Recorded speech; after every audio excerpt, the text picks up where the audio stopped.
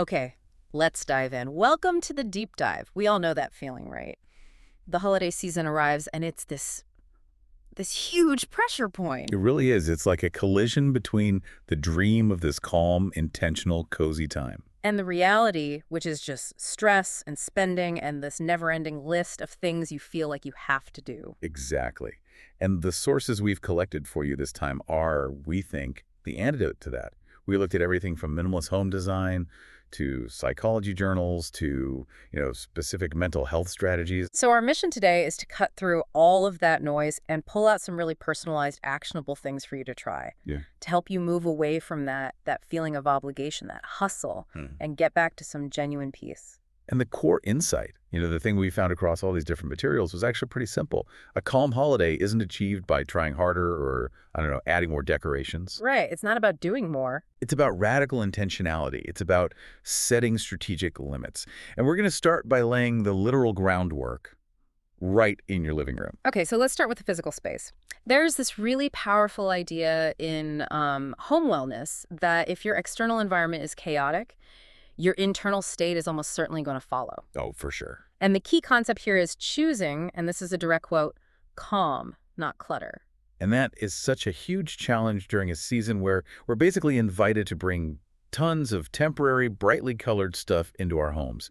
One study pointed out that people want their holiday homes to feel four things at once: What are they? calm, organized, relaxed, and a source of pride when guests arrive. It's a tall order. It is, which is why the design part is so important. The sources kept pushing for styles that are calm, earthy, soft, and timeless. So we're moving away from those jarring, high-contrast primary colors. Exactly. Think linen stockings, wooden or raw clay ornaments. I love the idea of using dried orange and cinnamon for garlands. Or just simple minimalist paper stars. And here's a really crucial design tip that came up again and again for that instant cohesion. It's all about reducing the visual work for your brain. Okay. Pick one color palette only and stick to it. So if you decide this year is, say, cream, natural wood, and evergreen, every single piece of decor has to fall within that spectrum. That one simple limitation just cuts down on all the visual noise that can trigger that low-level stress. It really does. I love that. Yeah. But if we're talking about clutter, we have to talk about storage. Because wrapping paper, new toys, all that stuff constantly threatens to derail that peaceful vibe. Yeah, the mess is real. So what was the most budget-friendly tactic the sources suggested for just instantly cutting that visual clutter? It has to actively hide the mess. Yeah. And the sources were absolutely firm on this. You must always choose closed storage at Christmas. So lidded baskets, storage ottomans. Cabinets, anything with a door. They explicitly labeled open shelves as visual stress during the holidays. When your eye has to process every single thing on a shelf, your brain is just working way harder than it needs to. That makes so much sense. Your mind is just constantly cataloging everything it sees. But, okay, beyond the stuff, we also need to maintain, physical flow. Right. You had a 6-foot tree, and suddenly nobody can get to the kitchen. You get this festive chaos. The sources laid out 5 essential layout rules for smaller homes to keep things from getting gridlocked. And they were so specific on the dimensions here. First, never block main walkways with your decor. Seems obvious, but People do it. people do it. Second, you have to maintain at least a 60-centimeter walk path between furniture and any new festive items. 60 centimeters. Okay, why that number? It's not arbitrary. Interior designers found that's the minimum width an adult needs to pass comfortably while carrying something, like a plate or a gift. It prevents that cramped, stressed feeling. Noted. Where else can we save space? Place the Christmas tree in the least used corner of the room. It shouldn't steal your best seating area. Fourth, use your wall space, not your floor space. Hang things higher, draw the eye up. And the last one, which I know is hard for some of us who love to go all out, is create one Christmas magic zone only. Just one. Not every single room needs to be a sensory explosion. Why is that so important? Because constant stimulation is just exhausting. If the kids' toys, the loud decorations, the blinking lights are everywhere, there's no place to genuinely rest and decompress. One zone for fun allows the rest of your home to stay a sanctuary. That's a powerful shift from the external environment to our internal time management. Because once the house is calm, we hit the next wall. Yeah. Those unrealistic expectations that lead straight to burnout. Absolutely. The coping mechanisms here are all about setting the stage early. Be realistic, prioritize your goals, delegate. But the most effective tool is pacing. Right? Remember, this season lasts for weeks, not days, so break your preparations into small, manageable steps. But the real insight here is the mental shift. I mean, you can have the most perfect to-do list, but if your inner monologue is just beating you up, you'll still feel trapped. Yes. The research shows that using language like I have to or I should actually triggers a stress response in the brain. It instantly shifts you from a state of agency to a state of obligation. So what's the trick? It's revolutionary in its simplicity. You replace those phrases with I choose to or it would be great if. You're reclaiming ownership. You're taking back control from that external pressure. That concept of choice leads perfectly into what the sources called the slow living challenge. And the challenge is, well, it's pretty stark. It is. The challenge is to try to do and buy less than you did last year. And actively focus on gratitude over the, consumer hustle. This is where we shift the energy away from minimizing gifts toward maximizing experiences. We're not saying stop gifting, but focus on things that create memories. So like tickets to a show, a family day trip. Or a memory-making kit, like a really nice cookie decorating set that you all do together. For big families, a great idea was a kids-only gift exchange where the children draw names. Oh, that's smart. It makes the gift more personal, more heartfelt, and just stops the sheer volume from becoming overwhelming. But no matter what the gift is, the most important experience we need to protect is our own presence. And that means dealing with our digital addiction. The phone. The phone. We have to keep it put away as much as possible to avoid what researchers call technoference. I love that word. It's great, isn't it? It's the everyday intrusion of technology. The alerts, the scrolling, the need to document everything that just chips away at our ability to be present. And it correlates directly with lower relationship and life satisfaction. It's that anxiety, right? The fear of missing an alert. Precisely. And that anxiety is so pervasive, it can actually manifest physically in what's known as phantom vibration syndrome. Is that where you think your phone is vibrating, but it isn't? That's the one. It's your body in a state of hypervigilance. So protecting your peace means protecting yourself from that constant digital interruption. Wow. Okay, so to protect that peace, you have to set boundaries. And the sources got really specific, identifying 5 types of boundaries that are critical for holiday self-care. These are basically the armor you wear to prevent overcommitment. You got time, like knowing you'll leave a party by 9 p.m. Financial, suggesting a secret Santa, or just setting a firm budget and sticking to it. Emotional, which is politely steering conversations away from triggering topics, like politics or old family drama. Then there's physical, which could be about house guest expectations or even just limiting unwanted hugs. And finally, traditions, giving yourself permission to opt for a casual potluck instead of a formal, high-stress dinner. Right. That all sounds great in theory, but implementing it, especially with a relative who might be a bit passive-aggressive, how do you communicate that without starting a fight? Is there like a script? There is, and the key is being direct but kind and relying on I statements. So instead of saying, you are stressing me out, you say, I feel overwhelmed when we discuss this, and I need to change the subject. So it's about your needs, not a criticism of them. Exactly. It frames a boundary around your internal state. And what if they push back or get their feelings hurt? This was the biggest lesson from the sources. You have to stay calm and consistent. And you have to internalize that their reaction, their disappointment, is not your responsibility to manage. That is a hard one. It's huge. You are responsible for your own behavior and needs. Their emotional reaction is theirs. Full stop. Setting boundaries ensures you get what you need. And that customization is so important because one size definitely does not fit all. If you're an introvert, you're probably already dreading the inevitable introvert hangover. That complete and utter exhaustion after too much forced socializing. The strategies here are all about preserving your energy.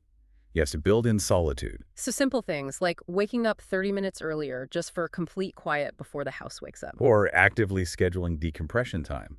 Even just 20 minutes alone with a pet or sitting outside can make a huge difference. I really like the idea of setting a clear time limit for parties, like 2.5 to 3 hours. It's enough time to be present without totally draining your battery. And building in buffer days before and after major events is absolutely mandatory for recovery.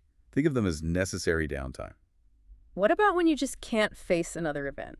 I was intrigued by the suggestion to have some tailor-made, slightly humorous excuses ready. Ah, yes, like being in training for the couch potato Olympics. Or that your cat is having an experiential crisis. That lightness just helps you say no without all the drama. It totally reduces the pressure. Now let's talk about the opposite challenge. Sensory overload. For autistic individuals, Christmas can be a minefield. The flashing lights, the loud music, strong smells, routine changes. So the goal is creating a predictable and calm environment. The practical tips for home adjustment are so vital here. Absolutely. First, adjust the lighting. Opt for warm, steady lights instead of those high-contrast, flashing ones.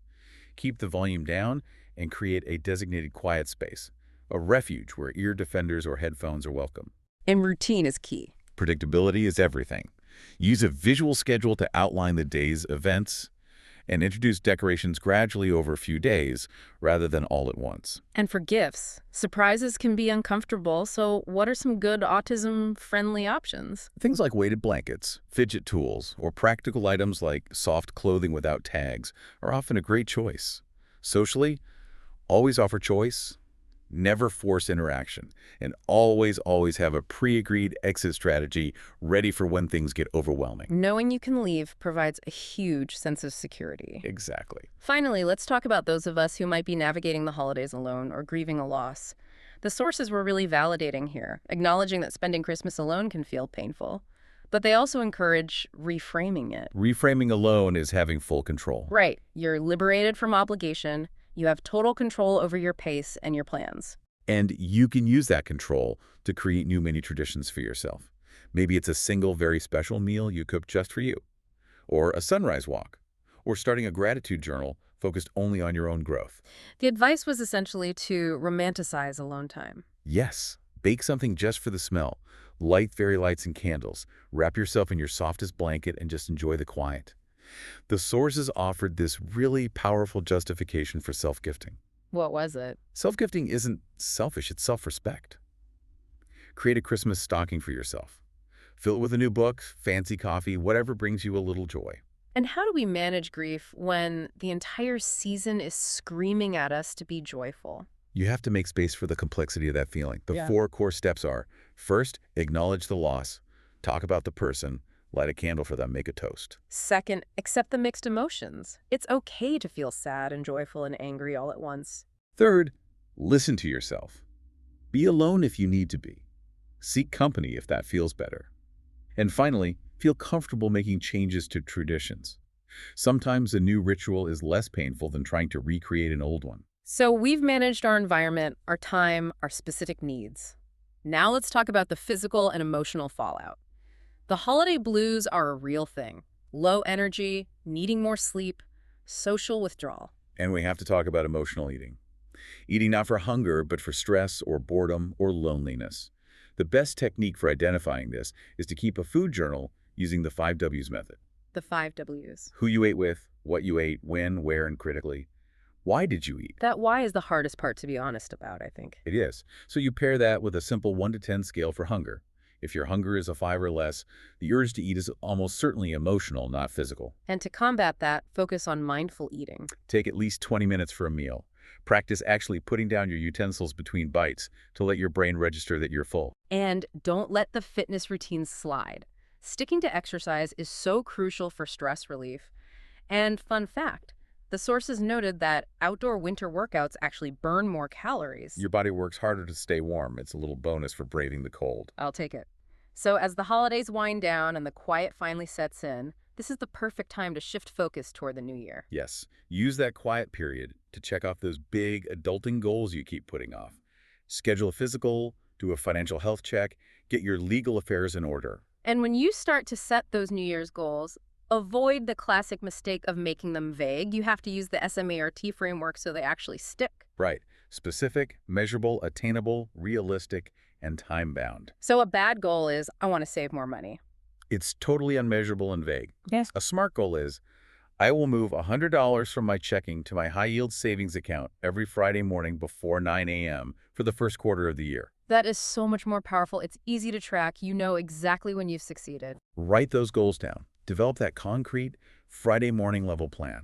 And just remember, the ultimate mantra for sustained change, progress, not perfection. Mistakes are part of the process. This entire deep dive really has been about replacing that impossible standard of holiday perfection with radical personalization.